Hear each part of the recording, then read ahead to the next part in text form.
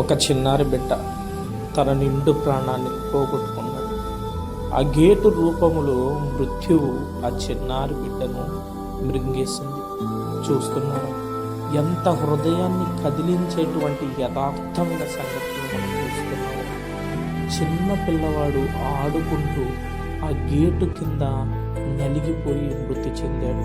ఆ చిన్నారి బిడ్డ ఆత్మకు నిత్య విశ్రాంతిని దయచేయాలని ఆ చిన్నారి బిడ్డ మరణించాడు. కాబట్టి మన పిల్లల్ని జాగ్రత్తగా కాపాడుకుని రేపటి భవిష్యత్తు కోసం పిల్లలకి మంచి మార్గాన్ని చూపిస్తూ మంచిగా జీవించేటువంటి కృపను దయచేయాలని ఆ దేవాది దేవుని ప్రార్థిస్తూ దేవుని రాజ్యంలోనికి వారసులుగా ఉండాలని ఆ బిడ్డాత్మకు నిత్య విశ్రాంతి దయచేయాలని తల్లిదండ్రులకు ఊరటను ప్రసాదించాలని